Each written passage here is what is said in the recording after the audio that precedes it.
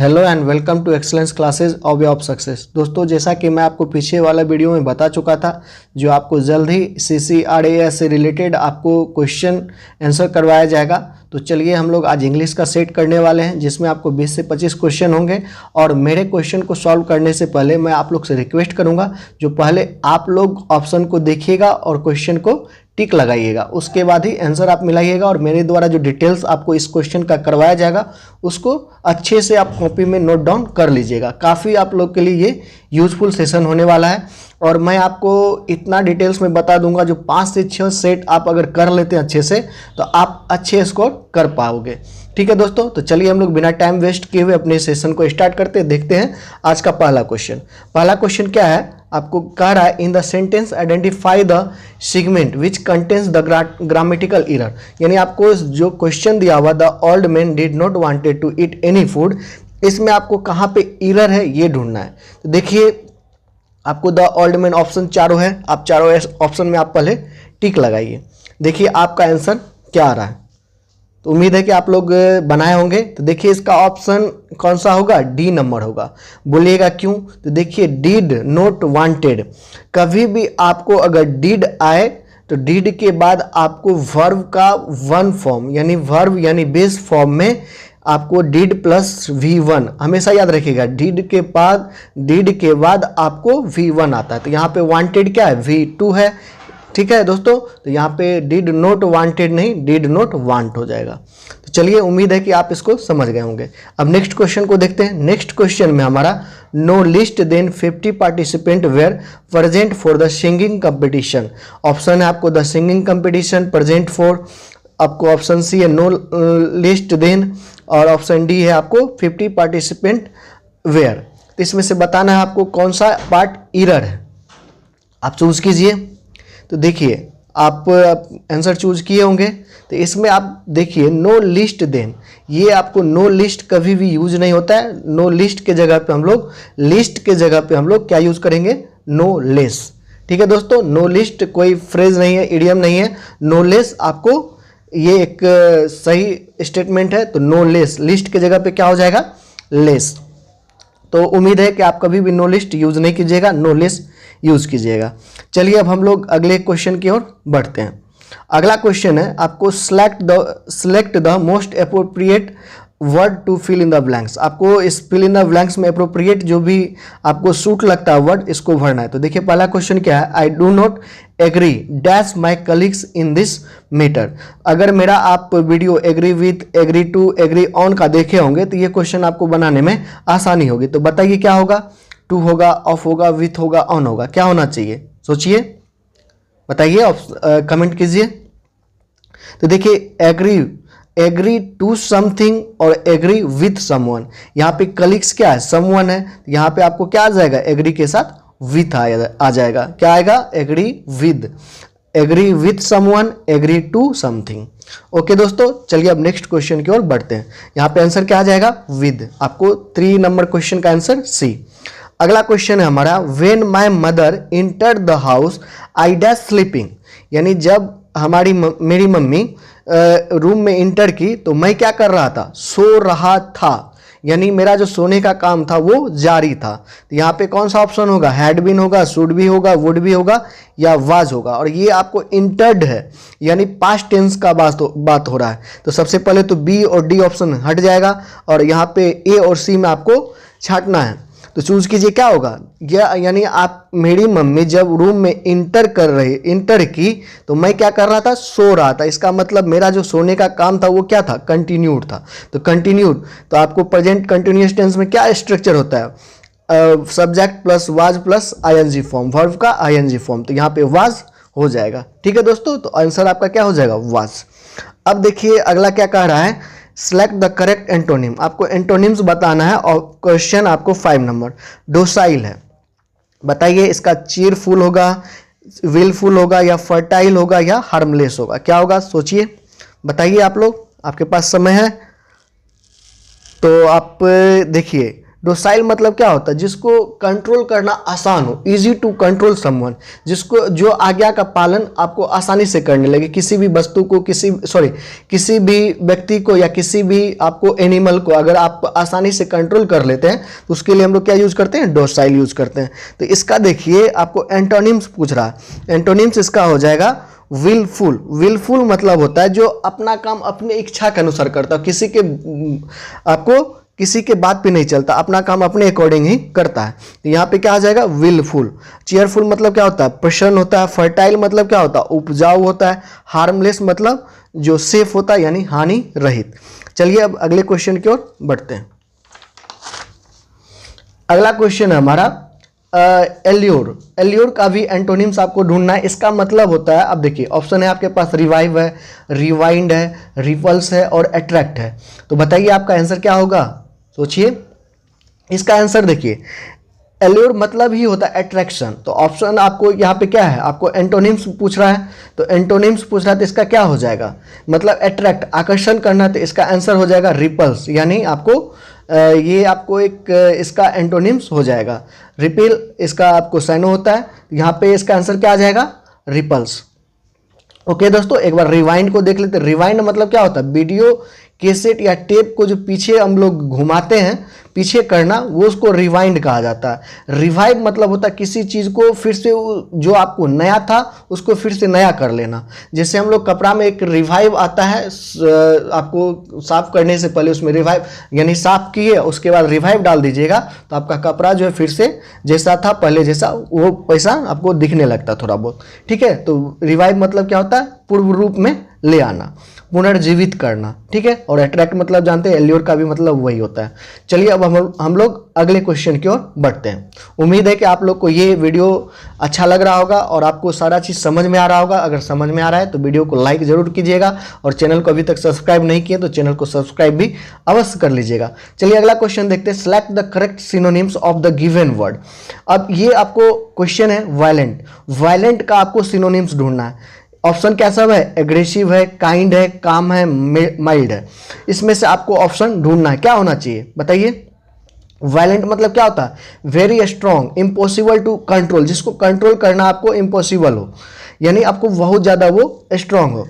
मतलब very strong, यहाँ पे कंट्रोल करना आसान की बात नहीं है। मतलब वायलेंट मतलब होता है जो आप, जैसे तूफान है बहुत ज़्यादा वायलेंट है, उसको क्या कर सकते, कंट्रोल हम लोग नहीं कर सकते, वेरी स्ट्रॉन्ग होता है। इस तरह का जब भी आपको ऐसा कोई व्यक्ति भी होता है बहुत ज़्यादा वायलेंट हो जाता है, तो इस तरह का जब बात होता है तो उसके लिए हम लोग क्या यूज़ करते हैं, वायलेंट। तो बताइए इसका क्या होगा, यानी एग्रेसिव होगा। एग्रेसिव मतलब भी वही होता है जिसको कंट्रोल करना थोड़ा मुश्किल हो। ठीक है दोस्तों, और काइंड मतलब जानते हैं, दयालु, काम मतलब शांत होता है। माइल्ड मतलब क्या होता है, आपको जेंटल, यानी बहुत कम, आपको ये नर्म व्यक्ति कह सकते हैं उसको, नर्म, यानी नॉट वेरी बैड, आपको बहुत बुरा आदमी नहीं है। ठीक है दोस्तों, चलिए अब हम लोग नेक्स्ट क्वेश्चन की ओर बढ़ते हैं। अब नेक्स्ट क्वेश्चन क्या है, इसका भी सिनोनिम्स आपको ढूंढना है। इरूडाइट। इरूडाइट मतलब सबसे पहले आपको होता क्या है ये सोचिए, और ऑप्शन आपके पास इलिटरेट है, स्ट्रांग है, लर्न है और फैशनेबल है। बताइए क्या आंसर आएगा, बताइए आंसर क्या होगा। चलिए देखते हैं। इरूडाइट मतलब क्या होता है, हम लोग, इरूडाइट मतलब होता है विद्वान। विद्वान मतलब आप जिसके पास नॉलेज ज़्यादा, नॉलेजेबल पर्सन। तो इसका मतलब क्या होता है, लर्न मतलब भी वही होता है। तो इसका ऑप्शन नंबर सी आपको करेक्ट आंसर हो जाएगा। इलिटरेट मतलब अनेबल टू रीड और राइट, जिसको आपको रीड और राइट करने में परेशानी हो। स्ट्रॉन्ग मतलब जानते हैं, फैशनेबल मतलब जानते हैं। चलिए अब अगला क्वेश्चन की ओर बढ़ते हैं। अगले क्वेश्चन, हमारा अगला क्वेश्चन क्या है, सेलेक्ट द करेक्टली स्पेल्ड। यहाँ पे ध्यान दीजिए, करेक्टली स्पेल्ड, मिस स्पेल्ड नहीं दिया आपको, करेक्टली स्पेल्ड दिया है। तो ऑप्शन है आपको डिफिनेशन, कंपटीटर, प्रोलिफरेट और बेनिफिशियरी। तो देखिए इसमें से आपको करेक्ट स्पेल ढूंढना है, आपको इसमें से सही आपको स्पेलिंग किसका है। तो देखिए आप पहले आप चूज कीजिए, ए होगा, बी होगा, सी होगा, डी होगा, आप कमेंट जरूर कीजिए। ठीक है दोस्तों, देखिए इसमें करेक्ट ऑप्शन जो है आपको ए नंबर है। डिफिनेशन सही है, डिफिनेशन मतलब परिभाषा होता है, ये आपको सही है। बाकी जो आपको कंपटीटर है ये गलत है, प्रोलिफरेट आपको गलत है, बेनिफिशियरी गलत है। तो इसका आपको क्या हो जाएगा, कंपटीटर का देख लीजिए, यहाँ पे मैं आपको बता दे रहा हूँ। कंपटीटर यहाँ पे देखिए क्या गलत है, कंपटीटर का सही स्पेलिंग होता है COMPETITOR। क्या होता है, COMPETITOR। यहाँ पे TER दिया हुआ, तो यहाँ पे ई नहीं ओ होगा। और इसका मतलब क्या होता है, कंटेस्टेंट, यानी हम लोग यानी आप एग्जाम जो देते हैं बैठ करके, एक दूसरे का क्या होता है, सब कंपिटिटर होता है, ठीक है। प्रोलिफरेट का आप स्पेलिंग देख लीजिए, प्रोलिफरेट का यहाँ पे क्या गलती है, PROLIFERATE, यहाँ पे RE दिया हुआ, जहाँ पे आपको A होना चाहिए, RA, और इसका मतलब क्या होता है, सडनली इंक्रीज हो जाना, ठीक है। बेनिफिशियरी, यहाँ पे देखिए कहाँ गलती है, BENE, आपको FICIARY होता है, यहाँ पे CIERY दिया हुआ है, तो ई के जगह पे A होना चाहिए। चलिए, उम्मीद है कि आप इस सारे क्वेश्चन को समझ गए होंगे। अब आगे देखते हैं, आगे क्या है, रिक्रूटमेंट, रिम्बर्समेंट और सर्वाइलेंस, आपको ब्यूरोक्रेसी। इसमें आपको करेक्ट क्या है बताइए, इसमें आपको बी नंबर जो ऑप्शन है आपको वो सही है, इसका मतलब रिफंड होता है, रिम्बर्समेंट, ठीक है दोस्तों, इसका मतलब रिफंड होता है, ये नाउन होता है, और इसमें रिक्रूटमेंट गलत है, सर्वेलेंस गलत है, ब्यूरोक्रेसी गलत है, तो इसका सही आंसर क्या होगा, यहाँ पे आप देख लीजिए। रिक्रूटमेंट में क्या होता है, RECRUITMENT, रिक्रूटमेंट मतलब भर्ती होता है, एम्प्लॉयमेंट होता है। सर्वेलेंस का देख लीजिए, SURVEILLANCE, ठीक है, इसका मतलब ऑब्जर्वेशन, क्लोज वॉच होता है। ब्यूरोक्रेसी का क्या होता है, BU, यहाँ पे BE दिया हुआ है, तो BUREAUCRACY, ब्यूरोक्रेसी मतलब नौकरशाही, ठीक है दोस्तों।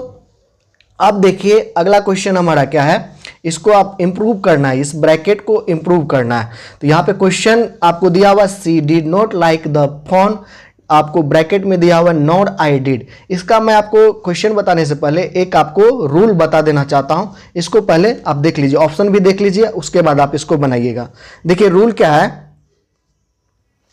जब आपको सेंटेंस में हार्डली हो, स्कार्सली हो, सेल्डम हो, रेयरली हो, नेवर हो, नॉर हो, not, only by, only in this way, आपको सारा पढ़ लीजिए अच्छे से।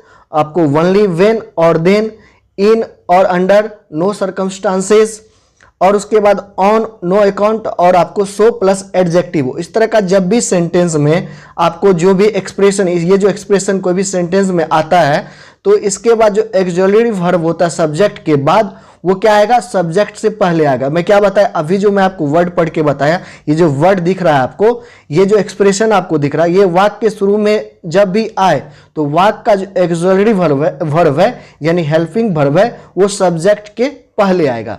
यहां आपको दो बात ध्यान देना है, पहला क्या, ऑक्सिलरी वर्ब सब्जेक्ट के पहले आएगा, पहले आने के बावजूद आपको इंट्रोगेटिव नहीं होगा। क्या मैंने बताया, ऑक्सिलरी वर्ब अगर सब्जेक्ट के पहले आता है फिर भी सेंटेंस जो आपको इंट्रोगेटिव नहीं होगा। और दूसरा, अगर ये शब्द वाक्य के बीच में आए तो यह नियम लागू नहीं होता है, ठीक है दोस्तों। आप इसको मैं रूल यहां पे बता दे रहा हूं, आप अच्छे से इसको पढ़ लीजिएगा। तो चलिए अब देखते हैं, she did not like the phone, यहां पे नोट है, तो आपको she did not like the phone, तो यहां पे आपको क्या है, नॉर है, तो नॉर मैंने आपको क्या बताया, जब ये आपको सब्जेक्ट ये सेंटेंस में आएगा तो इस सब्जेक्ट के पहले आपको ऑक्सिलरी वर्ब हो जाएगा। डिड यहाँ पे क्या है, ऑक्सिलरी वर्ब है यानी हेल्पिंग वर्ब है, तो यहाँ पे करेक्ट आंसर क्या आ जाएगा, C number, no did I, ठीक है दोस्तों। चलिए अब नेक्स्ट क्वेश्चन की ओर बढ़ते हैं। नेक्स्ट क्वेश्चन है, व्हेन राहुल वाज जस्ट 13 ही, आपको ये क्वेश्चन में बंद है सेट, इसको इंप्रूव करना है, the entrance examination for senior secondary school. यहां देखिए आप सेट इन है, सेट एट है, सेट 4 है, नो इंप्रूवमेंट है, तो आप बताइए क्या होना चाहिए। तो सीट 4 का मतलब, सीट 4 एन एग्जाम का मतलब होता है परीक्षा देना, तो यहाँ पे करेक्ट आंसर क्या हो जाएगा, सेट 4, सी नंबर। अब देखिए अगला इंप्रूवमेंट क्या है, many of a student were not short listed for the personal interview. यहाँ पे आपको अगला इंप्रूवमेंट है, मेनी ऑफ स्टूडेंट्स में आपको इंप्रूव करना है। यहाँ पे क्या होना चाहिए, देखिए इसका आप ऑप्शन देख लीजिए, many of the students, many of students, many of the students और नो इंप्रूवमेंट। तो क्या होना चाहिए बताइए, द मेनी स्टूडेंट। तो यहाँ पे क्या आना चाहिए, यहाँ पे अगर आप मेनी ऑफ स्टूडेंट्स भी कीजिएगा तो वो भी सही है, लेकिन यहाँ पे देखिए, यहाँ पे जो पर्सनल इंटरव्यू के लिए शॉर्ट लिस्टेड किया गया था, तो ये आप ये जो जवाब देने के लिए आया उसको, तो ये शॉर्ट लिस्टेड जो जितना भी पर्सन थे, उसके स्टूडेंट थे, उसके बारे में उसको पता था, तो आप आर्टिकल का यूज समझते होंगे, द कहाँ पे लगाते, जब आज आपको कोई स्पेसिफाई हो जाता है। तो यहाँ पे आपको करेक्ट आंसर क्या हो जाएगा, यहाँ पे करेक्ट आंसर हो जाएगा आपको मेनी ऑफ द स्टूडेंट। अगर ऑप्शन में ये भी रहता मेनी स्टूडेंट तो भी आपको ऑप्शन वो ठीक सही होता है, लेकिन यहाँ पे आपका करेक्ट आंसर क्या आ जाएगा, मेनी ऑफ द स्टूडेंट। अब चलिए अगले क्वेश्चन की ओर बढ़ते हैं। अगला क्वेश्चन है select the word which means the same as the group of given word. आपको सेम मीनिंग ढूंढना है। अब देखिए अगला क्वेश्चन हमारा है a long and aggressive speech. A long and aggressive speech, आपको इस चारों ऑप्शन में से किसका मतलब ये लॉन्ग एंड एग्रेसिव स्पीच होता है। प्रोलॉग, हेरिंग, आपको इलोक्वेंस, डिस्कशन। तो इसका किसका मतलब आपको ये होता है बताइए। तो इसका जो बी नंबर है हेरिंग, इसका मतलब होता है a long and aggressive speech. Eloquence मतलब क्या होता है, आर्टिकुलेसी, मतलब बोलने का जिसके पास कला बहुत अच्छा हो। प्रोलॉग मतलब क्या होता है, इंट्रोडक्शन होता है, यानी प्रस्तावना किस, जैसे आपका कॉन्स्टिट्यूशन का प्रस्तावना क्या है, आपको प्रियम्बल क्या कहते हैं, इंट्रोडक्शन क्या है, प्रस्तावना है। तो वो प्रोलॉग क्या है, तो आपको प्रस्तावना कह सकते हैं। तो किसी भी चीज़ का जो इंट्रोडक्शन पार्ट होता है उसको प्रोलॉग कहा जाता है। तो समझ गए होंगे दोस्तों। चलिए अगले क्वेश्चन की ओर बढ़ते हैं। अब अगला क्वेश्चन, द स्कूल और college in which one has been educated, मतलब जहाँ पे आपको एजुकेटेड यानी एजुकेशन प्राप्त हुआ है उसको क्या कहते हैं, अल्मा मेटर, एलुमिनी मेंटर, आपको ग्रेजुएट। तो बताइए क्या होगा, ऑप्शन नंबर ए आपका अल्मा मेटर होता है। तो उम्मीद है कि आपको ये सारा समझ में आ गया होगा। अगला क्वेश्चन क्या है, आपको select the appropriate meaning of the given word. Idiom, idiom का आपको मीनिंग बताना है। तो बताइए, देखिए क्या है question, to take the bull by the horn. यहाँ ऑप्शन है to speak arrogantly, to handle difficulties, to murder someone, to surrender to the enemy. बताइए क्या होगा। तो देखिए आप जब किसी भी बैल का आप वो क्या कहते हैं उसको, सिंग को पकड़ते हैं, हॉर्न्स को पकड़ते हैं, तो इसका मतलब क्या है, आप उससे डट के लड़ रहे हैं। इसका मतलब आप क्या कर रहे हैं, डिफिकल्टीज को हैंडल कर रहे हैं। ठीक है दोस्तों, इसका यहाँ पे मीनिंग क्या हो जाएगा, to handle difficulties, option number B. इसे याद रखिएगा, ये सब याद करने वाला चीज़ है। और आगे देखिए, आपको थोड़ा सा समझ करके याद कीजिएगा तो ये हमेशा आपको याद रहेगा। आगे क्या है, इन डीप वाटर, इसका बताइए to die, to in great difficulty, to fail completely और टू सरेंडर। इसका मतलब क्या होना चाहिए बताइए, to deep water. To deep water मतलब क्या होता है, जब आप डीप वाटर में होंगे तो इसका मतलब आदमी अभी आप जिंदा है, मर तो नहीं गए। इसका मतलब आप क्या है, बहुत ज़्यादा आप डिफिकल्टीज में हैं, आप वहाँ पे बहुत ज़्यादा परेशानी आपको हो रही है। पानी में रहिएगा तो सांस लेने में दिक्कत होगी, इसलिए यहाँ पे इसका आंसर क्या आ जाएगा, इन ग्रेट डिफिकल्टी। ठीक है दोस्तों, यहीं तक रखते हैं। अगर आगे आपको फिर से मैं आप इसका दूसरा पार्ट लेकर के हाजिर होऊंगा, तब तक के लिए आप इस वीडियो को देखिए और इसे शेयर जरूर कीजिएगा अपने दोस्तों के साथ। और चैनल को अभी तक सब्सक्राइब नहीं किए तो चैनल को सब्सक्राइब अवश्य कर लीजिएगा। आपको इस मैथ्स जीके हर चीज़ आपको यहाँ पे कंटिन्यू मिलते रहेगा। चलिए मिलते हैं फिर नेक्स्ट वीडियो में। Take care, bye bye, all the best.